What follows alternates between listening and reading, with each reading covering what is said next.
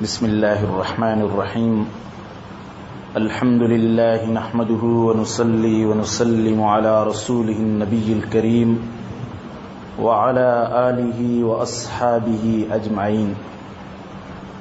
اللہ تبارک و تعالی کی توفیق سے سلسلہ وار درس میں قرآن کریم کے روزانہ ایک پارے کے خلاصہ تفسیر کا بیان چل رہا ہے۔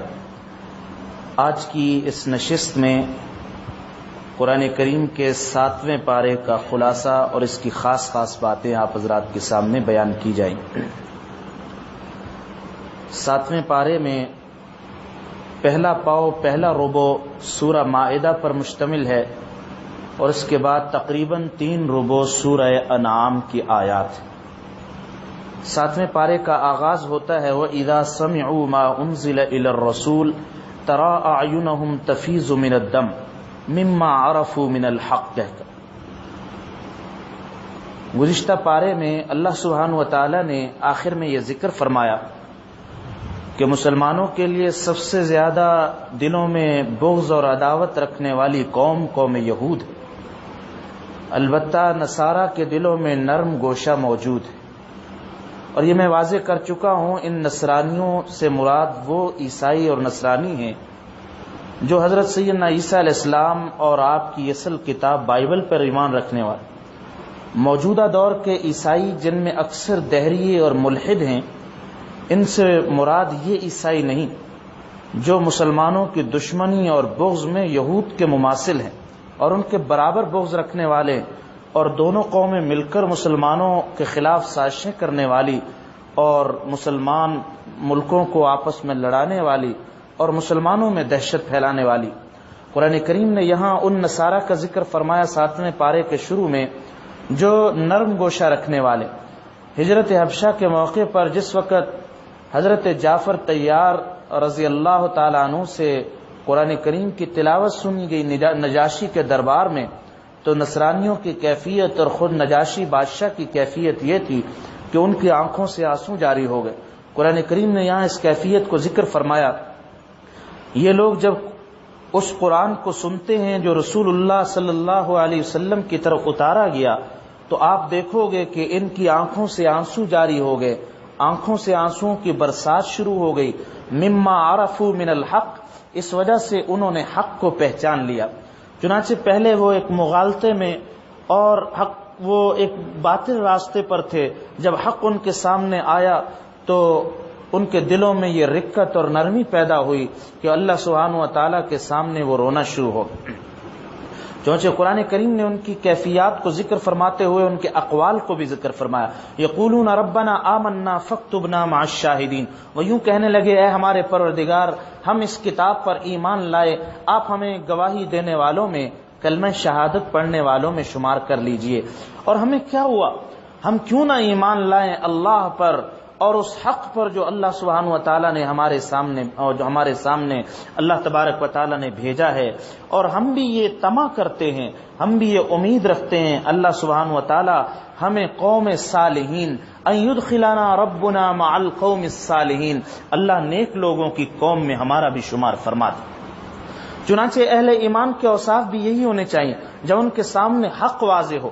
اب غور فرمائیے کہ حق کلمہ اور حق بات، حق مسئلہ، حق راستہ معلوم ہونے کے بعد ڈٹ جانا، مقابلے میں آنا، یہ کفر و شرک کی بڑی بری خصلت ہے۔ اللہ سبحانہ و تعالیٰ نے قابل تعریف حالت یہ بیان فرمائی، جب بندے کے سامنے حق آئے تو وہ سر تسلیم خم کرے، اس کے دلوں کے اندر رقت اور نرمی پیدا ہو جائے اور تسلیم کرنے کے جذبات اس کے اندر موجزن ہونے چاہیے۔ آگے چل کر اللہ سبحانہ و تعالیٰ نے سورہ مائدہ کی آیت نمبر 87 میں اس صورت کے مزاج کے مطابق حلال و حرام کے کچھ احکام کو ذکر فرمایا۔ یا ایھا الذین آمنوا لا تحرموا طیبات ما احل اللہ لکم ولا تعتدوا، اے ایمان والو جو پاکیزہ چیزیں ہم اللہ نے تمہارے لیے حلال کی ہیں، تم ان چیزوں کو اپنے اوپر حرام مت کرو اور تم حدوں سے تجاوز نہ کرو، اللہ تبارک و تعالیٰ کی حدود کا خیال رکھو، اللہ تعالیٰ حدوں سے تجاوز کرنے والوں کو پسند نہیں فرماتے۔ یہ آیت اس تناظر میں آئی جس میں ان نصرانیوں کا ذکر کیا گیا، انہوں نے رہبانیت کو اپنی طرف سے خود ہی اللہ کے قرب کے راستوں کو ایجاد کر لیا اور اس کی بھی رعایت نہیں کی، انہوں نے حدود سے تجاوز کیا۔ چنانچہ یہاں یہ بیان فرمایا گیا، اور رہبانیت کا حاصل اور خلاصہ یہ ہے کہ رہبانیت میں انہوں نے حلال چیزوں کو اپنے اوپر حرام کر دیا، لباس حلال انہوں نے حرام کر دیا اور چھال پہننا شروع، کھانا پینا طیب چیزیں حلال تھی انہوں نے حرام کر لی، بیوی بچوں کے ساتھ رہنا حلال تھا انہوں نے اپنے اوپر حرام کر لیا، نہانا صفائی ستھری حلال تھی انہوں نے اپنے اوپر حرام کر لیا، میلے کچیلے اور بدبودار رہنے لگے۔ قرآن کریم نے صاف منع فرمایا اللہ کی پاکیزہ چیزوں سے دور رہنا یہ کوئی تقوی کی بات نہیں، بلکہ پاکیزہ چیزیں جو اللہ نے جن چیزوں کو یاد رکھیے حلال قرار دے دیا اور مباح قرار دے دیا، ان کے استعمال سے چاہے کو کتنا ہی استعمال کرے اللہ تعالیٰ کے قرب میں اور درجات میں کوئی فرق نہیں آتا۔ چنانچہ فرمایا اصل چیز یہ ہے کہ تم اللہ سے ڈرو۔ اللہ سبحانہ و تعالیٰ نے چونکہ اسلام کو دین اعتدال بنایا ہے اور معتدل دین بنایا جس میں افراط اور تفریط کی، یعنی حد سے زیادہ سختی کی اور حد سے زیادہ نرمی کی گنجائش نہیں، نہ تو بہت زیادہ سخت ہو جائے فولاد کی طرح احکام اس کے سخت، نہ بہت زیادہ ڈھیلے کہ جو کچھ بھی ہوتا رہے آنکھوں کے سامنے اور ذرا بھی چین بجبین، ایسی کوئی حالت۔ اسلام یہ دین اعتدال ہے، اس لیے کہ اللہ تعالیٰ نے اس اسلام کو مکمل اور قیامت تک کے لیے دین بنایا ہے، اور جو معتدل چیز ہوتی ہے اس کی عمر لمبی ہوتی، وہی چیز قیامت تک چلتی ہے اور تمام انسانوں کے لیے کارآمد ہوتی۔ افراط و تفریط کی عمر زیادہ نہیں ہوتی، اس لیے افراط و تفریط والی چیز زوال پذیر ہوتی۔ اللہ تعالیٰ نے امت وسط بنایا۔ آگے چل کر اگلی آیت میں اللہ سبحانہ و تعالیٰ نے قسم کے احکام کو ذکر فرمایا، لا یؤاخذکم اللہ باللغو فی ایمانکم، اللہ تعالیٰ تمہاری قسموں میں لغو باتوں پر، لغو قسموں پر تمہارا مواخذہ نہیں فرمائیں گے، لیکن ان قسموں پر جو تم نے باندھ لی اور اپنے اوپر لازم کر لی ان پر اللہ تعالیٰ مواخذہ فرمائیں گے۔ چنانچہ اس آیت کی روشنی میں حضرات فقہاء نے قسم کی 3 قسموں کو لکھا، ایک یمین یمین غموس کہلاتی، ایک یمین یمین لغو کہلاتی، تیسری قسم یمین منعقدہ، قسم کو عربی میں یمین کہا جاتا ہے۔ یمین غموس کا مطلب یہ کہ آدمی جان بوجھ کر کسی بات پر جھوٹی قسم کھا لے، اس نے کام کیا نہیں اور قسم کھا کے کہتا ہے کہ کام کیا، یہ فرمایا بڑے بڑے کبیرہ گناہوں میں سے ایک گناہ ہے، بڑے گناہوں میں سے۔ اور یمین لغو کا مطلب یہ کہ کوئی آدمی اپنے طور پر صحیح سمجھتے ہوئے کسی چیز کے بارے میں قسم کھا لیتا ہے لیکن در حقیقت واقعہ ایسا نہ ہو، اس کو یمین لغو کہتے ہیں۔ فرمایا ایسی یہ یمین لغو معاف ہے۔ یمین منعقدہ کا مطلب کوئی آدمی قسم کھا لے آئندہ کے بارے میں یہ کام کروں گا یا کام نہیں کروں گا، ایسی حالت میں اس قسم کا پورا کرنا لازم ہے، قسم کو توڑنے کی اجازت نہیں۔ البتہ اگر کسی نے قسم توڑ دی اس پر قسم کا کفارہ ادا کرنا لازم ہے، جو 10 مسکینوں کو صبح و شام کا کھانا کھلانا ہے۔ اور قرآن کریم نے فرمایا فَكَفَّارَتُهُ اطعام 10 مساکین من اوسط ما تطعمون اہل، جو کھانا تم اپنے گھر والوں کو کھلاتے ہو درمیانے درجے کا وہ مسکینوں کو کھلانا ضروری۔ اگر اس کی طاقت نہ ہو تو فرمایا پھر 10 مسکینوں کو لباس پہنانا، یا تو ان کو لباس دے دے یا غلام آزاد کے، 3 باتوں میں اختیار۔ اگر ان تینوں میں سے کسی کی طاقت نہ ہو پھر 3 روزے اس پر رکھنا لازم ہوگا۔ اور فرمایا یہ قسموں کا کفارہ ہے جو آدمی قسم توڑ دے۔ بس اوقات آدمی قسم کسی ایسی بات کی کھا لیتا ہے جس کی قسم کھانے کی شریعت میں اجازت نہیں ہوتی، کبھی غصے میں آ کر قسم کھا لی بھائی کے سامنے، اللہ کی قسم کبھی نہیں بولوں گا، کبھی تمہارے گھر نہیں آؤں گا، کوئی تعلق نہیں، یہ قسم تو اس نے کھا لی لیکن اس قسم کھانے کی اجازت نہیں تھی۔ وہ قسم کھانا جو قطع رحمی پر ہو، کسی گناہ کے کام پر ہو، اس قسم کا حکم یہ قسم منعقد ہو جاتی ہے، لیکن حکم یہ ہے قسم کو توڑو اور اس کا کفارہ ادا کرو، اس قسم کے پورا کرنے کی اجازت نہیں، اس لیے کہ نافرمانی اور گناہ کے کام پر منعقد کی گئی۔ یا ایھا الذین آمنوا انما الخمر والمیسر والانصاب والازلام رجس من عمل الشیطان، آیت نمبر 90 میں اللہ سبحانہ و تعالیٰ نے سورہ مائدہ کی یہ بیان فرمایا کہ ایمان والو سنو، اللہ تعالیٰ نے شراب کو، جوئے کو، جوئے کے پانسے تیروں کو، اور فرمایا وہ قربان گاہیں جو بتوں کے سامنے جانور ان کے نام پر ذبح کرنے کے لیے بنائی گئی، اور جوئے کے تیر، یہ ساری کی ساری گندگی ہے، رجس من عمل الشیطان، شیطانی کاموں میں سے۔ کل میں اس بات کی وضاحت کر چکا ہوں، لوگ کہتے ہیں جی شراب کے بارے میں حرمت کا لفظ دکھائیے، حرام کہاں؟ یاد رکھیے نجاست کا لفظ حرام سے کہیں زیادہ سخت ہے۔ اللہ تعالیٰ نے جب ایک بات فرما دی یہ نجس، تو نجس کے لیے اگلی بات بتلانے کی ضرورت نہیں تھی کہ یہ حرام بھی ہے، اس لیے کہ پاخانہ اور پیشاب نجس ہوتا ہے۔ اب اس بات پر مزید بتلانا یہ حرام بھی ہے، یہ عقل والوں کے لیے کلیہ نہیں ہو سکتا۔ عقل والا اسی بات سے سمجھ لیتا جب اس کو نجس کہہ دیا گیا، اس کا مطلب یہ کہ یہ حرام۔ اور دوسرا من عمل الشیطان، اور جتنے بھی شیطان کے اعمال وہ سارے کے سارے حرام اور ممنوع ہیں، لہذا شراب کی حرمت کو اللہ سبحانہ و تعالیٰ نے اس سے زیادہ سخت الفاظ میں ذکر فرمایا، اور فرمایا یہ شراب، یہ جوا، یہ ساری چیزیں تمہارے اندر دو خرابیاں پیدا کریں گی ماحول کے اندر۔ ایک ان یوقع بینکم العداوۃ والبغضاء، شراب پینے والے آپس میں میخانے کے جو دوست ہیں یہ ایک دوسرے کے ساتھ بغض رکھنے والے اور دشمنی آ جائے، جوا کھیلنے والے بھی ایک دوسرے کی جان کے دشمن ہو جاتے ہیں۔ اور فرمایا وَيَصُدَّكُمْ عَنْ ذِكْرِ اللَّهِ وَعَنِ الصَّلَاةِ، یہ کام تمہیں اللہ کی یاد سے اور نماز سے غافل کر دیں۔ یاد رکھیے ایک اصول ذکر فرما دیں، ہر وہ کام، ہر وہ مشغولیت جو اللہ کے ذکر سے اور اس کی نماز سے غافل کر دے وہ ممنوع اور ناجائز ہوتی۔ ہر وہ کام جو اللہ سے، اس کے ذکر سے اور اس کی نماز سے غافل کر دے وہ ممنوع ہے، وہ دنیا ہے۔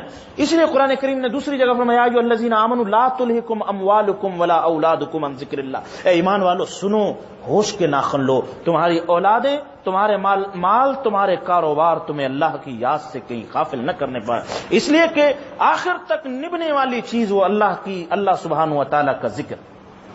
آگے چل کر اسی بات کو واضح فرما دیا جو میں نے پہلے اشارتاً ذکر کی تھی، لیس علی الذین آمنوا وعملوا الصالحات، ان لوگوں پر جو ایمان لائے اور اعمال صالحہ کیے ان پر کوئی گناہ نہیں، فیما طعموا، وہ جو کچھ مرضی کھائیں، اگر وہ پاکیزہ چیزیں کھاتے ہیں چاہے کتنی لذیذ چیزیں ہوں، لیکن اذا متقوا، شرط یہ ہے کہ وہ تقوی اختیار کریں۔ اگر حلال مال سے، حلال کمائی سے وہ لذیذ اور مرغوبات اور مزیدار چیزیں تناول کرتے ہیں کوئی ممانت نہیں، اچھا لباس پہنتے ہیں کوئی ممانت نہیں، ہاں اگر تقوی کا خیال نہ کیا، کمائی میں حرام آ گیا، رشوت آ گئی اور اس کے اندر ناجائز کا پہلو آ گیا، پھر ان چیزوں کے کھانے کی اجازت نہیں، یہ کھانا وبال جان اور وبال آخرت بن جائے۔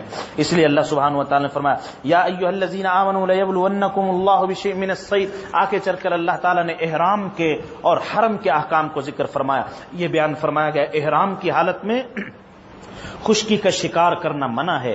خشکی کا شکار وہ جانور، وہ پرندے، وہ خرگوش اور دوسری چیزیں وہ اپنی ذات میں طیب اور حلال ہے، لیکن چونکہ کسی چیز کو منع کرنا، کسی کو حلال کرنا، کسی کو حرام کرنا اللہ تعالیٰ کے قبضہ قدرت میں، اس نے احرام کی پابندی لگا دی، احرام کی حالت میں ان چیزوں کا شکار کرنا منع ہے۔ اگر احرام نہ ہو یہی چیزیں پاکیزہ اور حلال اور طیب کھانے کی اجازت، لیکن احرام کی حالت میں منع، کیا معلوم ہوا اس سے؟ معلوم یہ ہوا کہ کسی چیز کے اندر حرمت، کسی چیز کے اندر حلت وہ اس کی ذات کی وجہ سے نہیں آئی بلکہ اللہ تعالیٰ کے حکم کی وجہ سے ہے۔ اللہ تعالیٰ جس چیز کا حکم فرما دیں وہ دین، جس چیز سے منع فرما دیں وہ دین نہیں کہلائے گا، وہ چیز ممنوع ہو جائے۔ ایک چیز ایک سیکنڈ پہلے دین تھی، وہی چیز ایک سیکنڈ کے بعد ممنوعات میں سے اور ناجائز میں سے ہو جاتی۔ ایک سیکنڈ پہلے بیت اللہ پہ نظر ڈالنا عبادت تھا، لیکن چند سیکنڈ کے بعد طواف شروع کیا، بیت اللہ پہ نظر ڈالنا ممنوع ہو گیا۔ ایک سیکنڈ پہلے جب تک استلام نہیں کیا تھا بسم اللہ اللہ اکبر وللہ الحمد، تلبیہ پڑھنا بہت بڑی عبادت اور ذکر تھا، جیسے ہی طواف شروع ہو گیا تلبیہ پڑھنا ممنوع ہو گیا، اب اس کی اجازت نہیں۔ پتہ یہ چلا دین وہ نام نہ تو شوق کا ہے نہ خواہشات کا ہے، بلکہ رب العالمین کے حکم کا نام ہے، وہ جس وقت جو حکم فرما دیں گے وہی چیز دین بن جاتی ہے۔ اللہ سبحانہ و تعالیٰ نے جب احرام کے احکام ذکر فرمائے تو بیت اللہ کی شان کو بھی ذکر فرمایا، جعل اللہ الکعبۃ البیت الحرام قیاما للناس والشہر الحرام، اللہ تعالیٰ نے یہ جو شعائر رکھے، زمین پر سب سے مقدس ترین گھر بیت اللہ شریف، اللہ نے لوگوں کے اور اس کائنات اور اس پوری یونیورس، اللہ تعالیٰ نے دنیا کے قیام کا ذریعہ بیت اللہ کو بنایا۔ بیت اللہ مرکز زمین، بیت اللہ سب سے پہلا تعمیر ہونے والا اللہ کا گھر اسی سے زمین کو بنائے گا. اللہ نے ساری کائنات کو بھی بیت اللہ کے وجود تک باقی رکھا. حدیث میں آتا قرب قیامت میں ایک حبشی آئے گا جو لشکر لے کر آئے گا, جب دجال بھی قتل ہو چکا ہوگا اور مسلمان بھی ختم ہو چکے ہوں گے, پنڈلیوں والا ہوگا, کالی کالی پتلی پتلی ٹیڑھی ٹیڑھی پنڈلیوں والا. وہ بیت اللہ کے آ کر پتھروں کو گرائے گا, اندر کے خزانے نکالے گا. فرمایا جب بیت اللہ ختم, اللہ سبحانہ و تعالیٰ نے اس کائنات کی پیدائش کا مقصد ختم, اللہ تعالیٰ اسرافیل کو حکم فرمائیں گے یہ آخری نشانی بھی پوری ہو گئی, اب قیامت کو برپا کر دیا جائے گا اور اس جہان کو ختم کر دیا جائے, ایک اگلا جہان شروع ہو جائے. اللہ سبحانہ و تعالیٰ نے بیت اللہ کی عظمت کو بیان فرماتے ہوئے ایک بات یہ ارشاد فرمائی, قل لا يستوي الخبيث والطيب ولو اعجبك كثرة الخبيث. اے نبی صلی اللہ علیہ وسلم کہہ دیجئے, آپ فرما دو کہ خبیث اور طیب یہ دونوں برابر نہیں ہو سکتے. ایک متقی, ایک فاسق, ایک اللہ کا قریبی بندہ اور ایک اللہ سبحانہ و تعالیٰ سے دور, ایک باغی, ایک مطیع, یہ دونوں برابر نہیں ہو سکتے.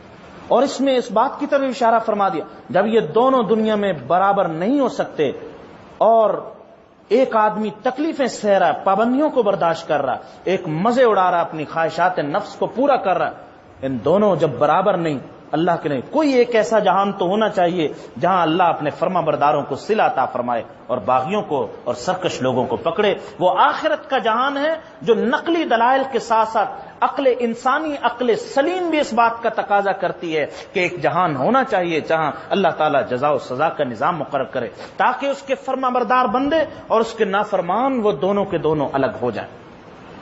وَلَوْ أَعْجَبَكَ كَثْرَةُ الْخَبِيثِ, اے پیغمبر صلی اللہ علیہ وسلم اگرچہ آپ کو خبیث لوگوں کی کثرت تعجب میں ڈالے, کیونکہ یہ ہمیشہ سے اس کائنات کی, اس زمین کی, لوگوں کی اللہ تبارک فطرت کو بنا دیا. جہل ہمیشہ زیادہ رہے گا اور علم ہمیشہ کم رہے گا, خبث زیادہ رہے گا, پاکیزگی کم رہے گی, مطیع اور فرما بردار تھوڑے رہیں گے, نافرمان اور باغی یہ زیادہ رہیں گے. اس لیے یہاں منع فرما دیا گیا کہ تم ان کو برابر نہ سمجھو. گویا اللہ تبارک و تعالیٰ نے اگلی آیات میں گمراہی کے اسباب کو ذکر فرمایا, بندہ گمراہی میں کس طرح بھٹکتا ہے. پہلا سبب یہ ذکر فرمایا کثرت رائے سے فیصلہ کرنا, کثرت رائے کو اچھا سمجھنا. سورہ انعام کی آگے آیت آ رہی, درس میں بھی آئے گی, قرآن کریم نے صاف فرمایا حضرت صلی اللہ علیہ وسلم, وَإِن تُطِعْ أَكْثَرَ مَن فِي الْأَرْضِ يُضِلُّوكَ عَن سَبِيلِ اللَّهِ. اے پیغمبر اگر آپ اکثر کی رائے کی طرف جاؤ گے تو یہ آپ کو اللہ کے راستے سے دور کر دیں گے, بھٹکا دو. اس لیے کہ اکثر نافرمانوں کی, اکثر جاہلوں کی, اکثر لا عاقل لوگوں کی ہے. اس لیے جس نظام کا دار و مدار اکثریت پر ہو اور گننے پر ہو وہ نظام کبھی پنپ نہیں سکتا, ترقی کی طرف نہیں جا سکتا. موجودہ جو جمہوریت, مغربی جمہوریت, اس میں افراد کی اکثریت کو دیکھا جاتا. جمہوریت ایک طرز حکومت ہے کہ جس میں بندوں کو گنا کرتے ہیں, تولا نہیں کرتے. اسلام نے بھی جمہوریت بتلائی, لیکن اسلام کی جمہوریت یہ نہیں کہ بندوں کو شمار کر لو ہاتھ کھڑے کر کے. اسلام کی جمہوریت یہ صاحب الرائے, عقل والے, فہیم, علم والے, ان لوگوں کی رائے لو, ان میں سے جو اکثر بات کریں ان کی بات کو قبول کر. لیکن مغربی جمہوریت کا جو تحفہ ہمیں مسلمان ملکوں کو دیا گیا, اس میں یہ چیز نہیں. اس میں اگر 50 جاہلوں نے ایک فیصلہ کر دیا اور 49 صاحب علم اس کے خلاف ہوئے تو ان کے فیصلے کو ترجیح دی جائے گی. اس کا مطلب یہ نکلا کہ اس جمہوریت, اس نظام کے اندر جہل کو, لا عاقل ہونے کو, اس کے اندر اس چیز کو ترجیح ہے. چنانچہ آج ہم اسی چیز, انہی چیزوں کی پاداش کو, انہی چیزوں کو ہم چکھ رہے ہیں. چنانچہ قرآن کریم نے دوسری چیز یہ ذکر فرمائی, ما جعل اللہ من بحیرۃ ولا سا, گمراہی کے اسباب. دوسری چیز ذکر فرمائی, اللہ تعالیٰ نے نہ کوئی بحیرہ بنایا, نہ سائبہ بنایا, نہ وسیلہ بنایا, نہ حام بنایا. یہ جانور تھے مختلف قسم کے جو مشرکین نے اپنے گمان اور اپنی خود ہی فہم کے مطابق بتوں کی عبادت کے لیے مقرر کر دیے تھے اور سمجھتے تھے جب ہم بتوں کے نام پہ چڑھائیں گے یہ بت ہمیں اللہ کے قریب کر دیں گے, ہمارے مسئلے حل ہوں گے. اپنے گمان, چنانچہ یہاں قرآن کریم نے اصلاح فرمائی, اپنے گمان کو علم اور دین سمجھنا یہ بھی گمراہی ہے. اپنا گمان حیثیت نہیں رکھتا, بلکہ اللہ سبحانہ و تعالیٰ کی تعلیم, اس کی ہدایت جو چیز ہے وہی کامیابی کا راستہ. دیکھیے کو آپ نے سورہ بقرہ میں بھی پڑھا اور ابواب البر والی آیت میں تفصیل سے سمجھ چکے ہیں. لیس البر ان تولوا وجوہکم قبل المشرق والمغرب, دین اور نیکی یہ نہیں کہ تم منہ مشرق کی طرف کرو یا منہ مغرب کی طرف کرو. نیکی یہ ہے، ہم بتلاتے ہیں، ایمان، تقوی، صلہ رحمی، اللہ کی راہ میں خرچ، یہ ہے نیکی. نیکی بعض آدمی وہ اپنے خیال کے مطابق ایک چیز کو نیکی سمجھتے ہیں، پھر ساری زندگی اسی کے گرد گھومتے رہتے ہیں اور اسی کو کمال سمجھنے لگتے. فرمایا یہ جو اپنے گمان، قرآن کریم نے ایک موقع پہ فرمایا ان یتبعون الا الظن وان هم الا یخرصون، یہ صرف اپنے گمانوں کی اتباع کرتے ہیں اور کیا سارائیاں کرتے ہیں، کوئی دین نہیں ہے جو انہوں نے اپنی طرف سے خود بنا لیا. اب اندازہ فرمائیے، بحیرہ، صاحبہ، وسیلہ، ہم کو وہ دین سمجھتے تھے لیکن اللہ کی نظر میں دین نہیں تھا، اس لیے نفی فرما. ہم بھی غور کریں ذرا اور ٹھنڈے دل علم کی روشنی میں غور کریں. ہم نے کتنی ایسی چیزوں کو دین بنا دیا جو دین نہیں. ہم نے تیجے کو دین بنا دیا. رسول اللہ صلی اللہ علیہ وسلم کی پوری زندگی میں، صحابہ کی زندگی میں، خیر القرون میں کہیں اس کا وجود ہو. ہم نے چہلم کو دین بنایا، ہم نے 11ویں کے دن کو دین بنا لیا، 25واں کو دین، پتہ نہیں کون کون سے دن، برسی کو دین بنا. یہ ہماری طرف سے ہم نے خود اپنے گمان کے مطابق دنوں کو مقرر کیا، پھر دین سمجھنے لگے، پھر اس کی طرف لوگوں کو دعوت دی، آؤ یہ عمل کرو، یہ کرو. یاد رکھیے دین وہ ہے جو اس دن رسول اللہ صلی اللہ علیہ وسلم نے جس دن دین کی تکمیل کا اعلان فرما دیا گیا تھا، اس دن جس حالت میں وہ موجود تھا وہی دین قیامت تک رہے گا. تو حضرت صلی اللہ علیہ وسلم، ہم بات سمجھ لیں کہ اتباع شوق کا نام، اتباع خیال کا نام، آبا و اجداد کی رسوم اور رواج کی اتباع کا نام دین نہیں. دین نام ہے اللہ اور اس کے رسول کی تعلیمات کی اتباع. کیا وجہ ہے آج پڑھا لکھا آدمی، ایک شعور رکھنے والا آدمی، وہ ساری چیزوں میں سیاست حاضرہ پہ تو بڑے دو ٹوک گفتگو اور بڑے تجزیے اور تبصرے کرتا ہے. کیا وہ رسول اللہ صلی اللہ علیہ وسلم کی سیرت کا مطالعہ، صحابہ کی زندگی کا مطالعہ، قرآن و سنت کا مطالعہ نہیں کر سکتا تاکہ اس کے سامنے دودھ کا دودھ اور پانی کا پانی سارا کا سارا اس کے سامنے آ جائے؟ اصل حقیقت کیا ہے، راستہ کیا ہے، اعتدال کیا ہے اور افراط و تفریط کیا ہے. وجہ یہ کہ ہم اس راستے پہ چلنا نہیں چاہتے. تیسری چیز قرآن کریم نے گمراہی کا سبب ذکر فرمایا، وَإِذَا قِيلَ لَهُمْ تَعَالَوْا، یہ اعلان مجھے بھی ہے، آپ کو بھی ہے. اگرچہ یہاں تو خطاب کفار کو کیا گیا لیکن قرآن کریم میں اس کی تعلیمات عام ہوتی ہیں. جب ان سے کہا جاتا آؤ اس تعلیم کی طرف جو اللہ نے اتاری اور اس کے رسول کی طرف اتاری گئی، جو اللہ نے اپنے رسول کی طرف، قالوا حسبنا، کیا کہتے ہیں جی؟ حسبنا ما وجدنا علیہ آباءنا، ہمارے لیے وہی بات کافی جس پر ہم نے اپنے بزرگوں کو پایا. ہم نے اپنے آباء و اجداد کو دیکھا، بڑوں کو دیکھا، صاحب زندگی گزر گئی، یہ نئی بات کہاں سے آ گئی، یہ نیا مسئلہ کہاں سے آ گیا، یہ نئی بات بیان کر رہے ہیں، ہم نے تو ہمیشہ اسی طرح سے دیکھا. یاد رکھے یہی وہ جواب تھا جو سرور دو عالم صلی اللہ علیہ وسلم کی تعلیم، آپ کی تبلیغ پر مشرکین مکہ دیا کر، کہتے ہیں ہم نے تو اپنے آباء و اجداد کو پڑھا. قرآن نے ایک ایسی بات کہہ دی، اگر کوئی انسان عقل رکھتا ہو اس کے لیے ہدایت کا سمجھنا کچھ مشکل ہے. اولو کان آباؤہم لا يعلمون شيئا ولا يهتدون، اے اپنے آباء و اجداد کے بہت معتقد بندو، انہوں نے اپنی قبر میں جانا، تمہیں اپنا سوال و جواب، اپنا حساب دینا.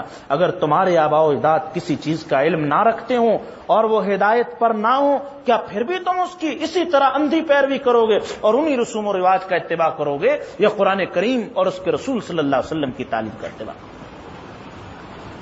چنانچہ چوتھی بات یہ ذکر فرمائی گمراہی کے اسباب کہ آدمی اپنی پرواہ چھوڑ کر دوسروں کے پیچھے پڑے، اور اپنی حالت یہ کہ اپنے آپ کو سانپ بچھو چمٹے ہوئے دوسرے کی مکھی اڑانے کی فکر ہوتی، اپنی پرواہ نہیں کر رہا لیکن دوسروں کی ایک ایک بات کو دیکھ رہا ہے، نوٹ کر رہا ہے، تجسس کر رہا ہے، حالات دیکھ رہا ہے. یا ایھا الذین آمنوا علیکم انفسکم، اے ایمان والو اپنے آپ اپنے نفسوں کو لازم پکڑو. لا یضرکم من ضل اذا اهتدیتم، جو آدمی گمراہ ہوا اس کی گمراہی تمہیں کوئی نقصان نہیں پہنچا سکتی اگر تم ہدایت یافتہ ہوئے. الی اللہ مرجعکم جمیعا، سب کو اللہ کے پاس جانا. یہاں کسی کے دل میں سوال پیدا ہو سکتا ہے، قرآن نے تو صاف کہہ دیا کہ جب بندہ خود ہدایت یافتہ ہو تو کسی کی گمراہی سے اس کو نقصان نہیں ہوگا، تو پھر امر بالمعروف نہی عن المنکر کا کیا مطلب؟ جگہ جگہ دعوت، تبلیغ، امر بالمعروف نہی عن المنکر کا حکم فرمایا. یہی سوال سیدنا صدیق اکبر رضی اللہ تعالیٰ کے سامنے ایک شخص نے پیش کیا. آپ نے فرمایا تم نے قرآن نہیں پڑھا؟ قرآن میں یہ فرمایا اذا اهتدیتم، جب تم ہدایت یافتہ ہو پھر تمہیں کوئی نقصان نہیں ہوگا، اور امر بالمعروف اور نہی عن المنکر کے عمل کے بغیر کوئی ہدایت یافتہ کیسے ہو سکتا؟ وہ ہدایت پر ہے ہی نہیں، اس نے ابھی انفرادی عمل کو کیا اور اتنے بڑے اہم فریضے کو اس نے چھوڑ دیا۔ آگے چل کر اللہ سبحانہ وتعالی نے یا ایھا الذین آمنوا شہادۃ بینکم اذا حضر احدکم الموت حین الوصیہ، وصیت کا حکم فرمایا۔ بہت ساری چیزیں آدمی کے ذمے ہوتی، کسی کا دینا، کسی کا لینا، نماز ذمے، روزہ ذمے، حج ذمے، مرنے سے پہلے پہلے وصیت لکھ جائے، بھائی خود نہیں کر سکا تو وصیت کی صورت میں اس کی طرف سے کوئی ادا کر لے، ورنہ نہ وہاں جا کر وصیت لکھنے کا موقع ہوگا، نہ پیغام پہنچانے کا موقع ہوگا، نہ اپنی پریشانی بتلانے کا موقع۔ اس لیے فرمایا جن امور میں ذمہ داریاں لازم آدمی اس کو تحریر کر کے رکھے۔ یوم یجمع اللہ الرسل فیقول ماذا اجبتم، اللہ تعالیٰ نے قیامت کے دن کی منظر کشی فرمائی سورہ مائدہ کے آخر میں، اور یہ فرمایا اللہ تعالیٰ قیامت کے دن اپنے پیغمبروں کو جمع کر کے پوچھیں گے ماذا اجبتم قالوا لا علم لنا انک انت علام الغیوم اذ قال اللہ یا عیسی ابن مریم۔ اللہ تبارک و تعالیٰ نے آخر میں سیدنا عیسیٰ علیہ السلام کا خصوصی طور پر ذکر فرمایا، جب اللہ تعالیٰ اللہ سبحانہ و تعالیٰ نے عیسیٰ علیہ السلام سے فرمایا اے عیسیٰ ابن مریم، جگہ جگہ حضرت عیسیٰ کے ساتھ ابن مریم کی کنیت آتی، کیونکہ آپ کو اللہ سبحانہ و تعالیٰ نے اپنے حکم سے بغیر باپ کے پیدا فرمایا تھا۔ میری نعمتوں کو یاد کرو جو میں نے انعامات تجھ پر کیے، تمہاری والدہ پر کیے۔ پہلا انعام روح القدس کے ذریعے سے تائید کی، جبریل امین تمہاری تائید کرنے والے۔ تم نے پنگوڑے کی حالت میں گفتگو کی، ہم نے تمہیں کتاب، حکمت، تورات اور انجیل کا علم عطا کیا۔ چوتھی چیز یہ دی وَإِذْ تَخْلُقُ مِنَ الطِّيرِ كَهَيْئَةِ الطَّيْرِ، آپ مٹی سے پرندے کی شکل کا کوئی جانور بناتے تھے، پھونک مارتے تھے، ہمارے حکم سے وہ اڑ جاتا تھا۔ سبحان اللہ، حضرت عیسیٰ علیہ السلام صرف تدبیر کرتے تھے، روح نہیں ڈال سکتے تھے، روح فرمایا ہمارے حکم سے اڑتا تھا۔ پتہ یہ چلا کوئی معجزہ پیغمبر کے اپنے اختیار میں نہیں ہوتا، معجزہ دراصل اللہ کا فعل ہوتا ہے جو پیغمبر کے ہاتھ پر ظاہر ہوتا ہے۔ فرمایا کہ آپ کوڑ والے مریض کو ٹھیک کر دیتے تھے، برس والے مریض کو، لیکن میرے حکم سے بِإِذْنِی، وَإِذْ تُخْرِجُ الْمَوْتَى بِإِذْنِی، جب مردوں کو زندہ کر دیتے تھے لیکن میرے حکم۔ یہ بِإِذْنِی بِإِذْنِی بِإِذْنِی، یہ ذرا سوچیں ہم، آج کسی بزرگ کی کرامت دیکھی تو اللہ تعالیٰ کی خدائی میں شریک کرنا شروع کر دیا۔ اللہ تعالیٰ پیغمبر سے خطاب فرما رہے ہیں یہ آپ کے ہاتھ پہ یہ سارے معجزات ظاہر ہوئے لیکن بِإِذْنِی، یہ میرے اذن سے ہو، اگر میرا اذن نہ ہوتا آپ کے ہاتھ پر یہ کوئی چیز بھی ظاہر نہیں ہو سکتی۔ اور فرمایا ہم نے بنی اسرائیل جو تمہیں نقصان پہنچانا چاہتے تھے یہودی، ان کو روکا، تمہارا دفاع کیا۔ آگے چل کر اللہ سبحانہ و تعالیٰ نے اسی بات کو بڑھاتے ہوئے حواریین کی گفتگو کو نقل فرمایا۔ حواریین حضرت عیسیٰ علیہ السلام کے مخلص ساتھی تھے، انہوں نے درخواست کی هل يستطيع ربك ان ينزل علينا مائدة من السماء، آپ اللہ سے درخواست کیجئے اللہ تعالیٰ ہمارے لیے آسمان سے سجا سجایا دسترخوان کھانوں کا اتار۔ دیکھو کیا سوچی ان کو، گویا معجزے کا مطالبہ کر دیا، اور اسی لفظ سے اس سورت کا نام سورہ مائدہ رکھا گیا، دسترخوان والی سورت۔ حضرت عیسیٰ علیہ السلام نے فرمایا اللہ سے ڈرو اگر تم ایمان رکھنے والے ہو۔ وہ کہنے لگے ہم چاہتے ہیں اللہ کے دسترخوان سے کھانا کھائیں، ہمارے دل مطمئن ہو جائیں اور ہمارا اور یقین بڑھ جائے گا کہ آپ نے ہم سے سچی بات فرمائی، ہم آپ کی شہادت دینے والے ہیں، آپ پر ایمان لانے والے۔ حضرت عیسیٰ علیہ السلام نے دعا کی، درخواست کی، یا اللہ ایک ایسا دسترخوان آسمان سے اتار دیجئے جو ہمارے پہلے اور بعد والے لوگوں کے لیے عید بن جائے، خوشی کی چیز اور نشانی بن جائے۔ آپ ہی بہترین رزق دینے والے ہیں، ہمیں آپ رزق عطا فرمائیے۔ اللہ تعالیٰ کا جواب سنیے، انی منزلها علیکم، تمہاری فرمائش پر میں یہ نشانی تو اتار دوں گا، لیکن جو اس کے بعد انکار کرے گا فإنی اعذبہ عذابا، اس کو ایسا دردناک عذاب دوں گا لا اعذبہ احدا من العالمین، ایسا دردناک عذاب جہان والوں میں سے کسی کو نہ چکھایا۔ فرمائشی معجزے کے مطالبے کے بعد اگر قوم انکار کر دے اللہ تعالیٰ کے عذاب کا کوڑا برس جاتا اور وہ قوم تباہی اور بربادی کشی کہ آنکھوں سے نشانی دیکھی اللہ سبحانہ و تعالیٰ کی، پھر بھی یہ لوگ یہ یاد رکھی ان نشانیوں کے بارے میں فرمایا جو بندہ اپنے فرمائش سے خود پیغمبروں سے کرتا۔ آگے چل کر توحید کا بڑا عجیب مضمون ذکر فرمایا، وَإِذْ قَالَ اللَّهُ يَا عِيسَى ابْنَ مَرْيَمَ، وہ وقت یاد کیجئے قیامت کے دن اللہ تعالی حضرت عیسیٰ سے تمام انسانوں کے سامنے ایک مکالمہ فرمائیں گے، ایک سوال اور استفسار کریں گے۔ اَأَنْتَ قُلْتَ، یا کیونکہ حضرت عیسیٰ علیہ السلام کو اللہ کے خدائی میں شریک ٹھہرانے والی بہت بڑی قوم، اللہ کا بیٹا کہنے والی بہت بڑی قوم، اور خود خدا کہنے والی کہ اللہ حضرت عیسیٰ علیہ السلام ہی میں غلول کر گئے بہت بڑی قوم، شرک کا ارتکاب کرنے والی، اللہ تعالیٰ توحید کو قیامت کے دن یوں ظاہر فرمائیں گے۔ سوال و جواب ہو، اَأَنْتَ قُلْتَ لِلنَّاسِ، آپ نے کہا تھا لوگوں سے اتخذونی امی الہین من دون اللہ، کہ مجھے اور میری والدہ کو اللہ کے ساتھ شریک ٹھہراؤ اور خدا بنا لو، تم نے کہا تھا۔ قال سبحانک، اے اللہ آپ کی ذات پاک ہے، کہاں مجھ میں مجال میں ایسی بات کہہ دوں جس کا مجھے کوئی حق نہیں۔ یا اللہ ان کنت قلتہ فقد علم، اگر میں نے یہ بات کہی ہوتی تو آپ کو معلوم ہے، آپ ساری چیزوں کو جانتے ہیں۔ تعلم ما فی نفسی، آپ میرے دل کی بات کو بھی جانتے ہیں، ولا اعلم ما فی نفسی، لیکن میں آپ کی باتوں کو نہیں جانتا۔ انک انت علام الغیوب، آپ غیب کی باتوں کو بہت جاننے والے۔ اے میرے رب، میں نے تو ہمیشہ ان کو یہی کہا، ان اعبدوا اللہ ربی، ایک اللہ کی عبادت کرو جو میرا بھی رب تمہارا بھی رب، وکنت علیہم شہیدا ما دمت فی، جب تک میں رہا میں اسی بات پہ قائم رہا۔ جب آپ نے مجھے وفات دے دی، اب آپ ہی ان کے نگہبان، آپ ہی معاملے کو زیادہ جاننے والے ہیں، آپ ہر چیز پر گواہ ہیں۔ دیکھیے جی، یہ حضرت عیسیٰ علیہ السلام گفتگو فرمائیں گے۔ یہاں ایک بات میں بڑی پتے کی عرض کر دوں، حضرت مولانا نانوتوی رحمۃ اللہ علیہ، بات جس کے سمجھ میں آ جائے اور بڑی اہم بات، ایک گتھی کو الجھن کو سلجھانے والی، فرمایا کرتے تھے حضرت نانوتوی، ستاروں کو پوجنا، پتھروں کو پوجنا جیسے مشرکین پوجتے تھے، ستاروں کو پوجنا، سورج کو پوجنا، سورج کی پجاری، آنکھ کو پوجنے والے مجوسی، یہ اتنے قابل تعجب نہیں جتنے پیغمبروں کو اللہ کے ساتھ شریک ٹھہرانے والے قابل تعجب بڑے مشرک۔ وجہ کیا ہے؟ وجہ یہ ہے وہ پتھروں کو پوجتے تھے، پتھر خاموش، ساکت پتھر، کچھ نہیں بولا اس نے۔ سورج کو پوجا، سورج خاموش، ستاروں کی پوجا کرنے، ستارے خاموش، انہوں نے نہیں کہا، کچھ نہیں کہا، انہوں نے خود پوجنا شروع کر دیا۔ لیکن جنہوں نے پیغمبروں کو معبود بنایا، جنہوں نے حضرت عزیر کو اللہ کا بیٹا کہا، حضرت عیسیٰ کی پرستش کی اور عبادت کی اللہ کے ساتھ، وہ تو ساری زندگی یہ کہتے رہے، نابینا ہم تو اللہ کے بندے، ہماری عبادت نہ کرو، اللہ سبحانہ و تعالیٰ کی عبادت۔ جن کو معبود مانتے وہ ساری زندگی اس بات کا انکار کرتے رہے اور تعلیم اور تبلیغ توحید کی کرتے رہے، تو بتلاؤ بتوں کو پوجنا زیادہ قابل تعجب ہوا یا ان لوگوں کی پرستش اور عبادت کرنا جو ساری زندگی توحید کی دعوت؟ خوب سمجھ لیں اس بات۔ آج بزرگوں کے مزارات، اولیاء اللہ، ان کے نام پر جو بدعات اور خرافات ایجاد کر دی گئی، یہ ہرگز ان کی تعلیمات نہیں ہیں۔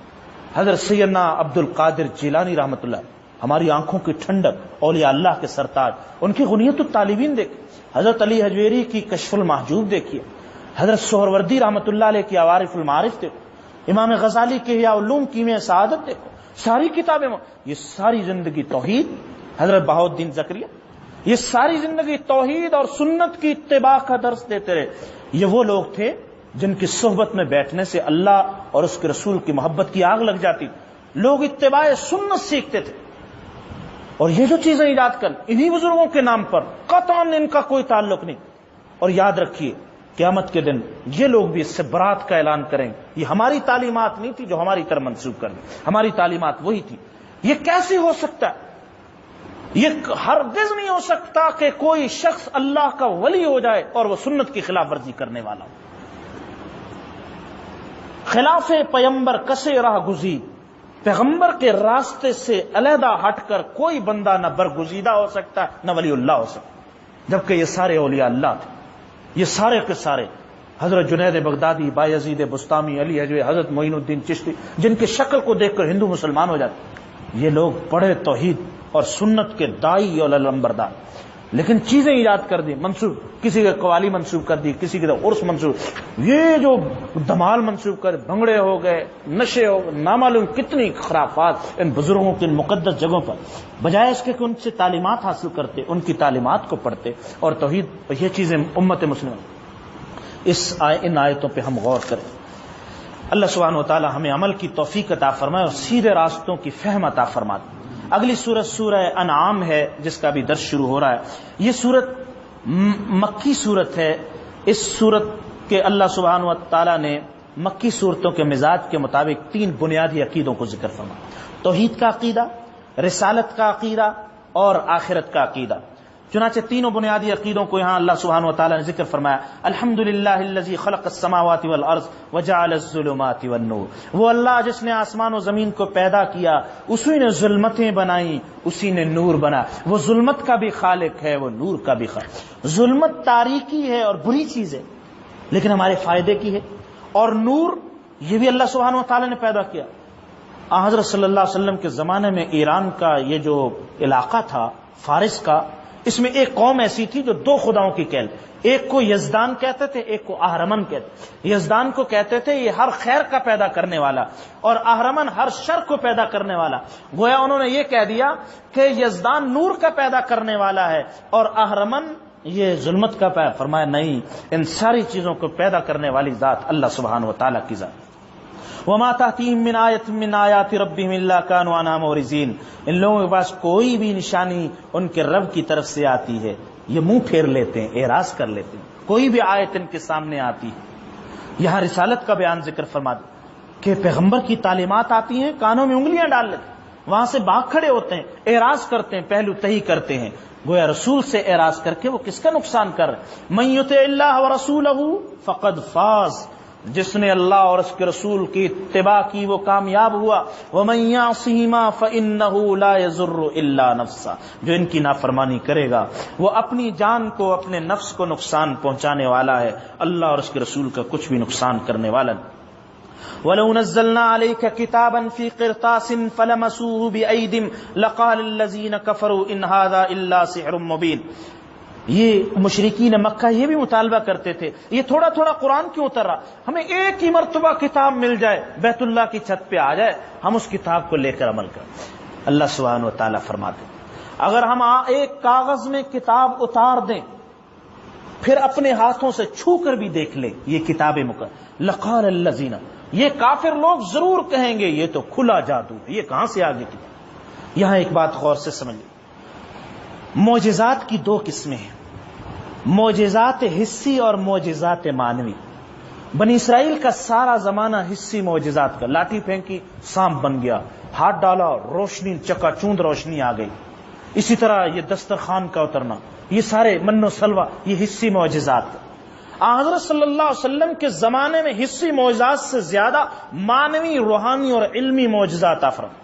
سب سے بڑا کائنات کا معجزہ قرآن مجید جو ہر گھر میں موجود اور قیامت تک کے لیے ہر زمانے کا معجزہ، اور اس کا ایسا اعجاز ہے کوئی کافر بھی، کوئی منکر بھی اس کا انکار نہیں کرتا۔ کوئی لائے قرآن کے چیلنج صاف ہے، لاؤ اس جیسی آیت، اس جیسی صورت، اس جیسا کلام بنا کے لاؤ۔ آج تک نہ کوئی لا سکا، نہ قیامت تک کوئی لا سکے۔ کتنی اکیڈمیاں، کتنی یونیورسٹیاں، ذرا سوچئے۔ اسلام کو میں بڑی باریک بات کہنے لگا ہوں، اسلام کو مٹانے کے لیے جو اتنے پر توڑ رہے ہیں، اتنی فوجیں، اتنا نقصان، اتنے اسلحے، اتنے کروڑوں اربوں ڈالر پھونک دی، اس سے بہتر نہیں تھا کہ کچھ لاکھ ارب ڈالر خرچ کر کے ذہینوں کی کمیٹی بناتے، عربی سکھاتے، کچھ اربوں سے لیتے، بہت سارے لوگ مل جاتے، یونیورسٹیاں بڑی بڑی 70 ہزار اسٹوڈنٹ پڑھنے والے، سب کو جمع کرتے، اعلیٰ دماغوں کو۔ تم نے اتنی ایجاد کی، آج ایک آیت بنا دو تاکہ ہم میڈیا کے ذریعے سے پھیلا دیں، دیکھو ہم نے یہ قرآن بنا دیا، لہذا قرآن کا یہ دعویٰ جھوٹا نکلا اور اسلام نعوذ باللہ مذہب برحق نے۔ یہ کیوں نہیں کر سکتے؟ ایسا کر لیں تاکہ ان کا مقصد حاصل ہو جائے، لیکن قرآن کا اعجاز ہے، قیامت تک کے لیے یہ ایسا نہیں کر سکیں گے، قرآن جیسی صورت نہیں بنا سکتے۔ یہ علمی اور روحانی معجزہ۔ اچھا، حسی معجزات جو آنکھوں سے دیکھے جاتے، محسوس کیے جانے والے معجزات حسی کہلاتے۔ حسی معجزات کے بارے میں قرآن نے صاف کہہ دیا، وہ جب بھی حسی معجزہ دیکھتے تھے کہتے یہ ہماری نظر بندی ہو گئی، یہ تو کوئی جادو ہے. دیکھو اسی میں، لیکن علمی معجزہ دلوں کی گہرائیوں میں تو جو کوئی اللہ قرآن کا اعجاز، اس کی حقیقت اگر ہمارے اوپر کھول دے، یہ قرآن پھر اوپر نہیں رہے گا، یہ دل کی گہرائیوں میں اتر جائے گا. اس کو اندر سے چھڑانا مشکل ہو جائے. اس کا نور، اس کی تعلیمات ایسی، اس کی جڑیں ایسی گہری، یہ ایسا شجرہ ہے جس کی جڑیں اگر دل میں پیوست ہو جائیں پھر اس کی بلندی آسمانوں تک پہنچ. چنانچہ ان کے مطالبے کا قرآن کریم نے یہ ذکر فرمایا. اس سورہ انعام میں ایک بڑی امتیازی چیز ہے. بہت مقامات پر کل کہہ دو، اے پیغمبر کہو، ذرا زمین میں پھرو اور دیکھو پہلے والے جھٹلانے والوں کا انجام دو. کہو ان سے، ذرا پوچھو آسمانوں زمین کی ساری چیزیں کس کی ہیں. یہ جواب نہ دیں، خود ہی فرما دو قل للہ، اللہ کی چیزیں ہیں.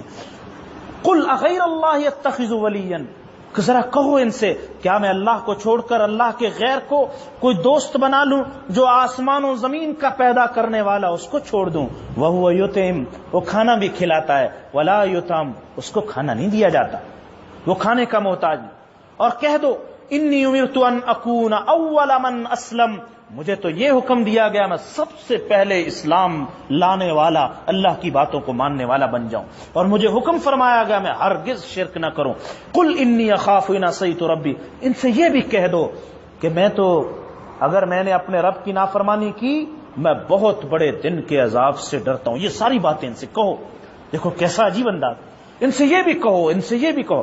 قل ای شیء اکبر شہادۃ، ان سے ذرا پوچھو سب سے بڑی چیز گواہی کے اعتبار سے کیا ہو سکتی؟ قل اللہ، پھر خود ہی جواب دو سب سے بڑی گواہی والی چیز اللہ ہو سکتی. شہید بینی و اللہ، میرے اور تمہارے درمیان گواہ. میرے رسول ہونے پر بھی اللہ گواہ، قرآن کے حق ہونے پر، دین اسلام کے حق ہونے پر اللہ گواہ. اور یہ قرآن میری طرف اتارا گیا تاکہ میں تجھے ڈراؤں. قل انما هو الہ واحد، فرمایا یہ بھی کہہ دو ایک ہی معبود ہے، اور میں تمہارے معبودوں سے جن کو تم شریک ٹھہراتے ہو بالکل بری ہوں، برات کا اعلان کرتا ہوں. قرآن نے آگے فرمایا الذین آتیناہم الکتاب یعرفونہ کما یعرفون ابناءہم، جن کو ہم نے کتاب دی ہے یہ ایسے پیغمبر کو پہچانتے ہیں جیسے اپنے بیٹوں کو پہچانتے. اپنے بیٹوں کو جو بندہ دیکھتا ہے وہ پورے یقین سے سمجھ لیتا ہے یہ میرا بیٹا. یہ بھی پورے یقین سے جانتے ہیں یہی نبی آخر، نبی برحق، یہ وہی پیغمبر ہیں جن کی خوشخبریاں تورات اور انجیل میں دی گئی. لیکن عناد، حسد، کرسی کی محبت، معیشت کی لالچ، حرص، ان چیزوں نے ان کے اندر حق کے قبول کرنے کی صلاحیتوں کو ختم. پتہ یہ چلا کہ خالی اللہ سبحانہ و تعالی کو علم پسند نہیں. ان کو کیسا علم تھا؟ ایمان جاننے کا نام نہیں. اس بات کو دل میں نقش کر لی. میں ایمان کی تعریف، ایمان جاننے کا نام نہیں، ایمان ماننے کا نام. یہ سب جانتے تھے، قرآن نے کہا ایسا جانتے تھے جیسے اپنی اولاد کو جانتے، لیکن اس جاننے کے باوجود یہ گمراہ اور اللہ سبحانہ و تعالیٰ کے نزدیک یہ ہمیشہ ہمیشہ کے لیے جہنم کے مستحق. معلوم ہوا صرف چیزوں کا جاننا یہ کافی نہیں بلکہ ماننا ضروری، سر تسلیم خم کرنا لازم. وَلَوْ تَرَىٰ إِذْ وُقِفُوا عَلَى النَّارِ فَقَالُوا يَا لَيْتَنَا نُرَدُّ. آگے اللہ سبحانہ وتعالیٰ نے مشرکین کی ایک حسرت کو، کفار کی حسرت، قیامت کے دن جب ان کو آگ کے سامنے کھڑا کیا جائے گا، دوزخ کے سامنے، کہیں گے ہائے کاش آج ہمیں اللہ دوبارہ جانے کا موقع دے دیں، لوٹا دیں ہمیں، پھر ہم اللہ کی کسی آیت کو نہیں جھٹلائیں گے. وَنَكُونَ مِنَ الْمُؤْمِنِينَ، ہم بڑے پکے سچے مومن بن جائیں. اللہ سبحانہ وتعالیٰ اس وقت ان کی اس حسرت اور اس تمنا کو پورا کرنے کا کوئی موقع نہیں ہوگا. وَلَوْ تَرَىٰ إِذْ وُقِفُوا عَلَىٰ رَبِّهِمْ، جب رب کے سامنے حاضر ہوں گے اس وقت کہیں گے قَالَ أَلَيْسَ هَٰذَا بِالْحَقِّ، اللہ تعالیٰ فرمائیں گے یہ ساری باتیں، یہ قیامت، یہ حشر، یہ حق نہیں ہے جو پیغمبر تمہیں ڈراتے رہے، جو بتلاتے رہے. قالوا بلا وربنا، اس وقت کہیں گے کیوں نہیں ہے ہمارے پروردگار. قال فذوقوا العذاب بما کنتم تکفرون، جس چیز کا تم انکار کیا کرتے تھے آج اس کفر کی وجہ سے اللہ کے عذاب کو چکھو. فرمایا اس دن قد خسر الذین کذبوا بلقاء اللہ، وہ یقیناً خسارے میں چلے گئے جنہوں نے اللہ سے ملاقات کو جھٹلا دیا. اس لیے اللہ تعالیٰ متوجہ فرما رہے ہیں دنیا میں اتنے زیادہ منہمک نہ ہو جانا کہ اللہ سے اور آخرت سے غافل ہو جائے۔ وَمَا الْحَيَاةُ الدُّنْيَا إِلَّا لَعِبٌ وَلَهْوٌ، فرمایا دنیا کی زندگی یہ صرف ایک کھیل ہے، تماشا ہے، کھیل ہے، تماشا۔ اور تماشا آدمی دیکھنے کے لیے کھڑا ہو جائے اپنے فرائض سے غافل ہو جاتا۔ تم دنیا میں اتنے منہمک نہ ہو جانا کہ آخرت سے غافل ہو۔ ہاں اتنی دنیا کمانا کہ اس دنیا کو آخرت کے لیے سواری بنا لینا۔ قرآن نے یہ نہیں فرمایا دنیا نہیں کمانی، کہیں نہیں منع فرمایا، یہ فرمایا وَابْتَغِ فِي مَا آتَاكَ اللَّهُ الدَّارَ الْآخِرَةَ، جو اللہ نے تمہیں دیا ہے اس کے ذریعے سے دار آخرت کو ڈھونڈ لو، اللہ کی رضا کو پا لو۔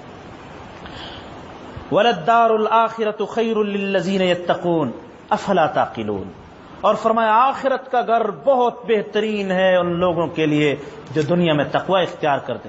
افلا تعقلون، کیا پھر بھی تم سمجھ نہیں رکھتے، پھر بھی عقل نہیں رکھتے۔ وقالوا لولا نزل علیہ آیۃ من ربی، آگے چل کر فرمایا یہ یوں کہتے ہیں کہ اللہ تعالیٰ کوئی نشانی کیوں نہیں اتار دیتے، کوئی معجزہ۔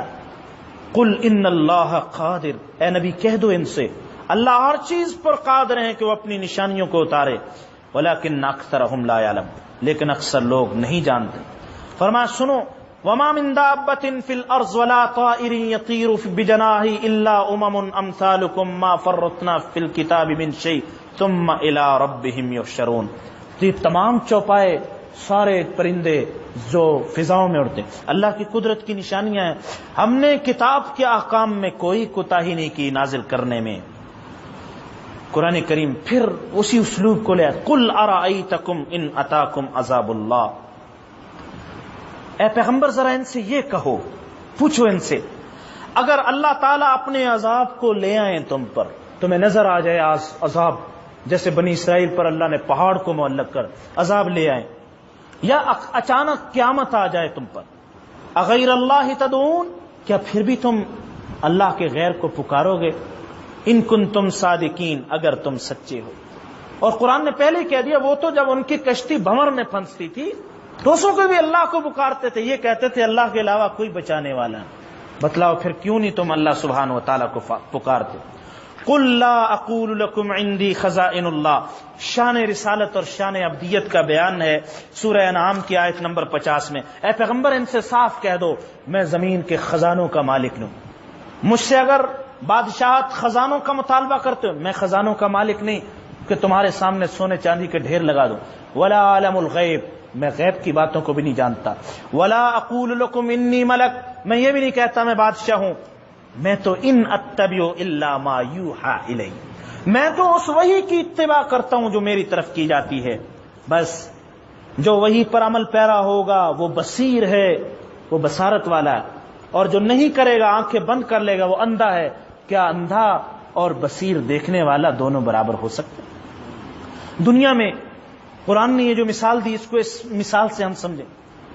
ہم یہاں ایسے راستے میں جہاں بہت راستے ہوں، پیچ و خم ہوں، کھائیاں ہوں، کانٹے ہوں، جھاڑیاں ہوں، دو بندوں کو کہیں فلاں ہدف تک پہنچنا، اور بڑے راستے ہیں، ایک اندھا ہو ایک بینا ہو، بتلائیے منزل مقصود تک پہنچے گا؟ بینا پہنچے گا اور نابینا ٹھوکرے کھا کر کسی کھائی میں گر جائے۔ فرمایا اسی طرح جو لوگ اللہ کی باتوں کو ماننے والے وہ بینا ہیں، پہنچ جائیں گے منزل تک، اور جو اللہ کی باتوں کو ماننے والے نہیں وہ نابینا ہے، وہ پل صراط کے کسی نہ کسی کنڈے میں اٹک کر جہنم میں گر جائیں گے، وہ منزل مقصود تک جنت تک نہیں پہنچ سکتے۔ وَإِنَّهُ مَفَاتِحُ الْغَيْبِ لَا يَعْلَمُهَا إِلَّا هُوَ، اللہ ہی کے پاس غیب کی چابیاں ہیں جس کے سوا کوئی نہیں جانتا۔ یعلم ما فی البر والبحر، اللہ کی شان علم دیکھیے، اللہ تمام خشکی کی اور سمندر کی چیزوں کو جانتے ہیں۔ وما تسقط من ورقۃ الا یعلمها، دنیا کے کسی درخت سے جہاں بھی کوئی پتا گرتا ہے اللہ اس کو بھی جانتے ہیں۔ ولا حبۃ فی ظلمات الارض، اور کوئی دانہ زمین کی تاریکیوں کے اندر جہاں بھی چھپا ہوا، کسان جس نے یہاں دانے ڈالے وہ اس کو پتہ نہیں کہاں کہاں دانے چلے گئے، اللہ ہر اس دانے کو جو زمین کی گہرائیوں میں جو گٹلیاں جو دانے چھپے ہوں اس کو بھی جانتے ہیں۔ ولا رطب ولا یابس، جو خشک چیز جو تر چیز وہ ساری اللہ سبحانہ و تعالیٰ کے علم۔ سبحان اللہ، اللہ تعالیٰ کی کیسی شان اور اس کا کیسا علم۔ قل من ینجیکم، ان سے کہہ دو ذرا، عجیب انداز ہے سورہ نام کا، کہہ دو ذرا ان سے، من ینجیکم من ظلمات البر والبحر، کون تمہیں نجات دیتا ہے خشکی اور سمندر کی تاریکیوں میں، تدعونہ تضرعا وخفیا، اس وقت تم بڑی عاجزی سے اور آہستہ آہستہ اللہ کو پکارتے ہو، لئن انجانا من ہذہ، اگر ہم غور کریں یہاں تھوڑا سا ٹھنڈے دل سے غور کریں، قرآن اصلاح کی کتاب ہے نا، اصلاح کی کتاب، یہ جو وہ لوگ کہتے تھے اگر اللہ نے ہمیں اس مصیبت سے نجات دے دی لنکونن من الشاکرین، ہم بڑے شکر گزار ہو جائیں۔ ہم بھی بہت دفعہ یہ عہد کرتے ہیں، کبھی بخار ہو گیا، کوئی گھر میں مصیبت کی، یا اللہ اس سے اگر نجات مل گئی نا پھر ہم آپ کے بندے بن کے، لیکن جیسے ہی اس سے نکلے پھر اسی حالت پہ چلے جاتے، بڑا عہد کرتے ہیں اب نمازیں نہیں چھوڑیں گے، اب یہ نہیں کریں گے، اب یہ نہیں، اب یہ کام نہیں کریں گے، یہ نہیں کریں گے، توبہ میری، لیکن پھر اسی طرح لئن انجانا، اگر اللہ نے اس مصیبت سے نجات دے دی ہم بڑے شکر گزار بندے بنے۔ قل اللہ ینجیکم منہا ومن کل کرب ثم انتم تشرکون، کہہ دو اللہ تمہیں نجات دیتے ہیں ہر مصیبت سے، اس ظلمتوں سے، تاریکیوں سے، پھر بھی تم اللہ کے ساتھ شرک کرنے لگتے ہو۔ ان سے یہ بھی کہہ دو هو القادر علی ان یبعث، اللہ اس بات پہ قادر ہے تم پر، تمہارے اوپر سے، تمہارے نیچے سے اللہ تعالیٰ عذاب کو نازل فرما دے، او یلبسکم شیعا، یا اللہ تمہیں گروہوں میں، فرقوں میں بانٹ دے، ایک دوسرے سے لڑنے لگ جاؤ، او ویذیق بعضکم بأس بعض، تم ایک دوسرے کی گردنیں مارنے، یہ عذاب ہے، یاد رکھ عذاب۔ اگر شکر گزار بندے نہ بنے، اللہ سبحانہ و تعالیٰ کے شکر گزار بندے نہ بنے اور عہد و پیمان کو توڑتے رہے، اس اسلوب کو ہم سمجھیں، پھر یا اوپر سے عذاب آئے گا یا نیچے سے آئے گا، اوپر سے عذاب کا برسنا، نیچے سے عذاب، زمینوں کے عذاب۔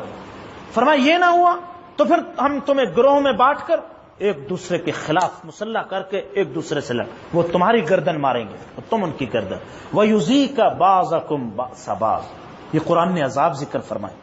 پتہ یہ چلا مسلمانوں کی آپس کی جنگیں، آپس کی لڑائیاں، یہ اللہ کے عذاب ہیں جو اللہ کی ناشکری کے نتیجے میں پیدا ہو، اللہ کی نعمتوں اور اللہ کی تعلیمات کو چھوڑنے کا۔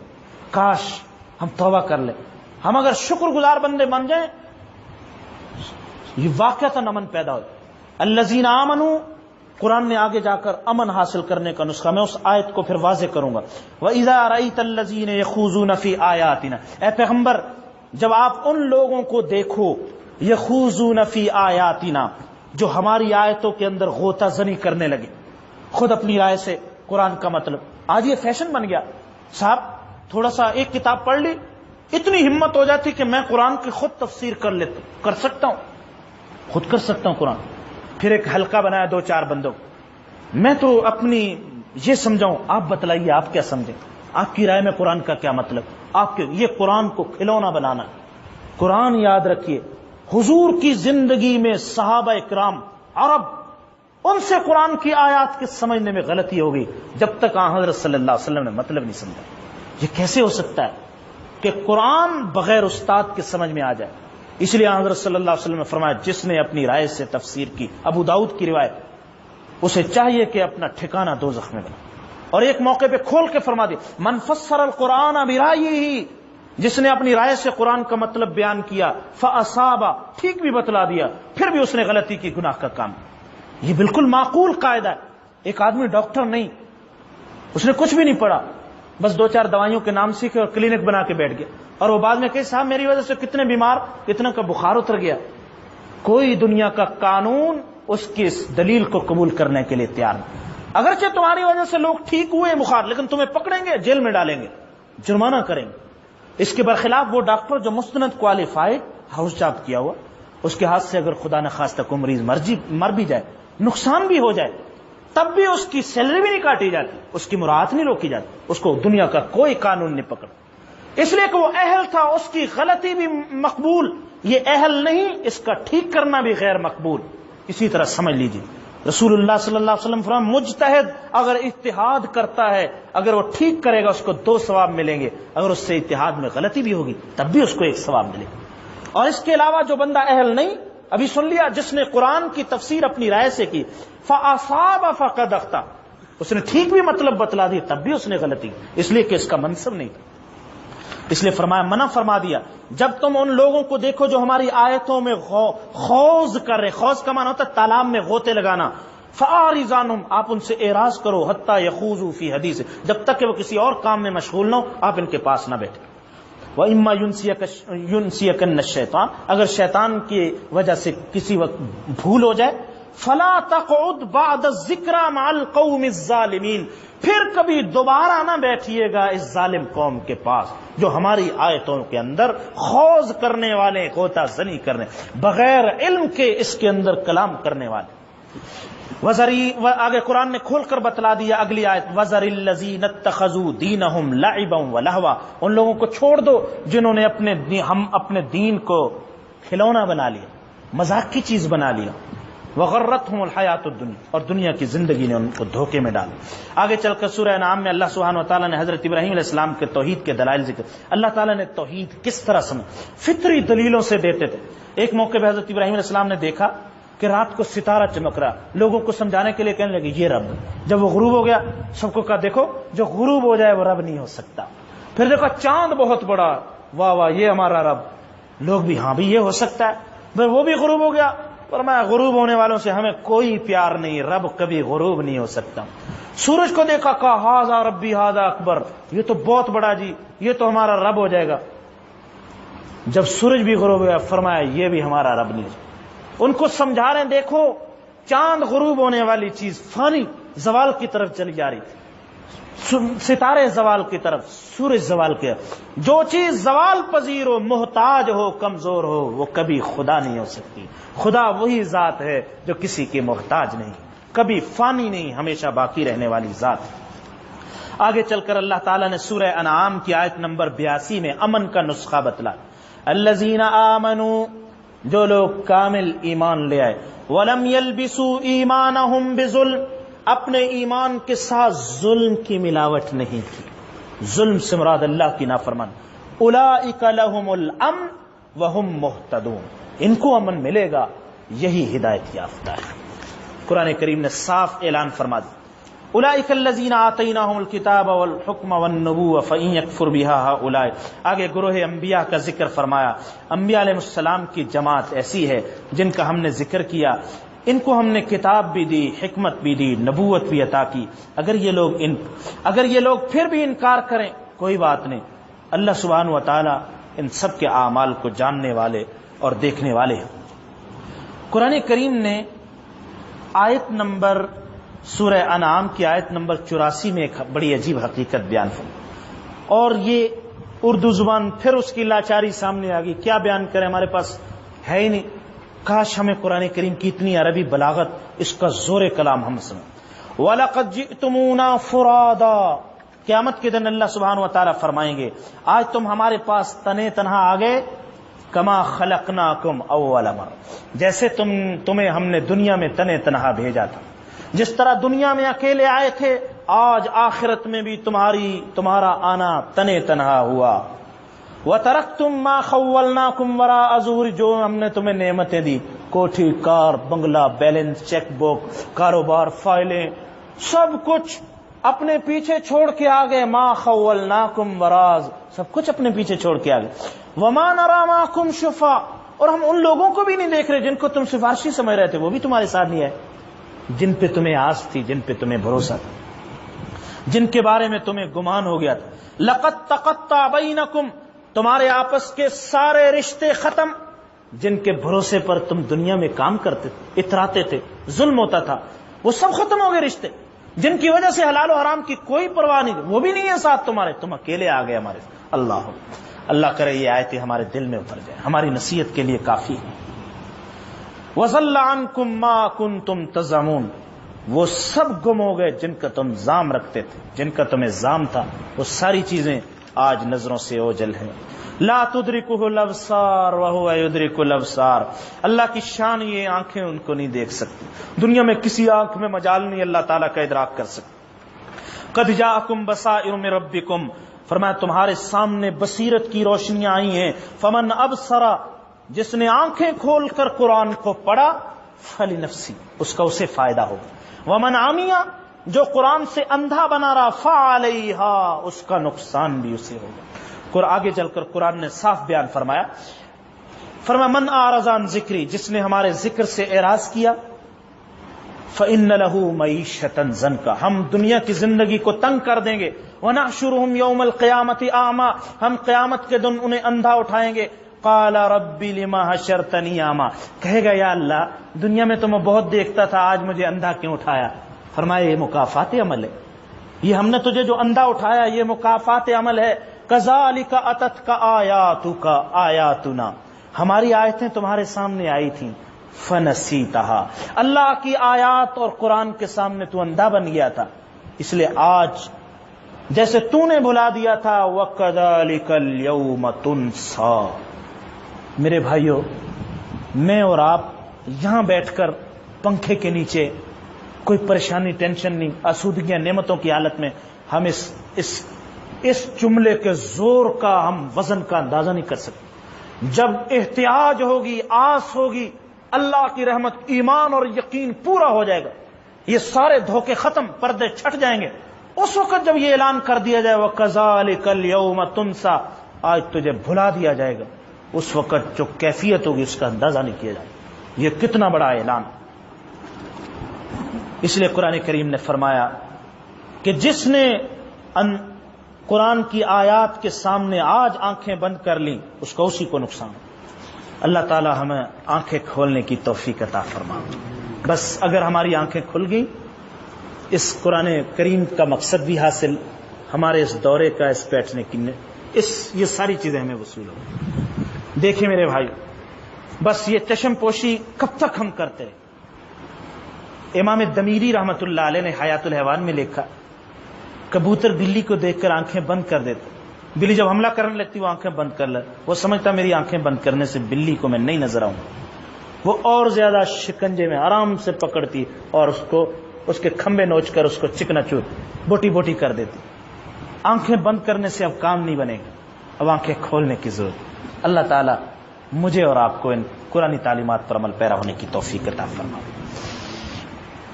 دعا کے بعد شب معراج کے حوالے بہت مختصر عرض کروں گا۔ اللہم صلی علی سیدنا محمد وعلی آل سیدنا ومولانا محمد وبارک وسلم، انا نسألک العفو والعافیۃ فی الدنیا والآخرہ، لا الہ الا انت سبحانک انی کنت من الظالمین۔